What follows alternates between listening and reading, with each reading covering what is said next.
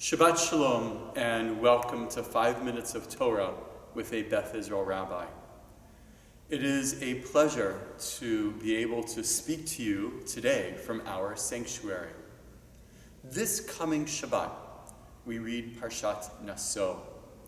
Parashat Nasso is a fascinating Torah portion with a number of different ideas and concepts, some of which are actually some of the most challenging ideas in the entire Torah. One of the aspects of this week's Parsha, though, are the laws around the idea of a Nazir.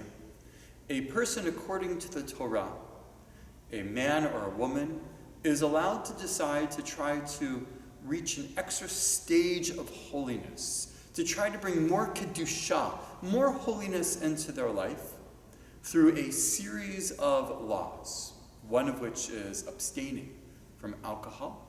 The other is abstaining from cutting their hair. And the other is actually following some laws that are related to being a kohen or a priest, such as not entering into the presence of a dead body in order to avoid tumah, or in order to avoid ritual impurity. The rabbis ask and debate why someone would do this exactly, why someone would want to follow these particular rules for a period of time, and a number of different answers are given by the rabbis.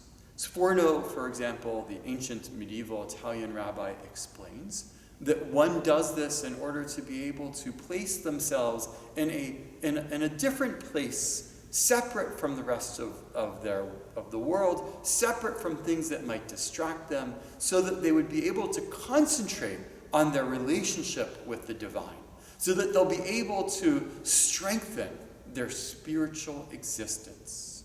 Rabbi Infeld says that, one might abstain, for example, from drinking so that they don't have something that would distract them from kedusha, that would distract them from holiness. We know that alcohol can alter us as people and our attitudes and, of course, even our behavior. And so for that reason, Rabbi Infeld says that a person can choose to be a Nazir in order to make sure that they are doing the right thing. What we do understand, though, is that, not all of us are going to be zealots such as the Nazir. There is something that we can learn from the individuals who historically, in the time of the Torah, and even afterwards, decided to follow these rules. And that is that as Jews, as human beings, we need to concentrate on who we are at all times. We need to focus on improving ourselves, not only morally, but spiritually as well.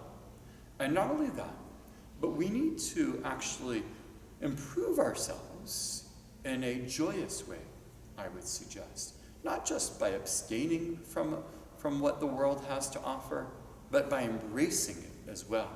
And that, for example, is exactly why we wrote on and placed on our bima, on the ark behind us, the words from Psalms that say, Ivdu et Hashem b'simcha, worship God in joy. And so when we come to synagogue, the hope is that we all worship God in joy. Ivdu et Hashem b'simcha. And that is our intention at all services throughout the year. And by the way, we have services here at Beth Israel twice a day, every day, 365 days out of the year. It's fabulous.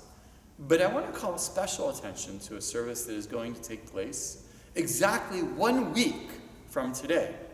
And that is our Shabbat with the Difference, which we do 4 times over the course of the summer. And I want to invite you to come to that service where we'll sing and dance and participate with joy as we're singing and chanting Kabbalat Shabbat with musical instruments. And also invite you to join us for dinner as we'll eat with our community, again, b'simcha. Enjoy.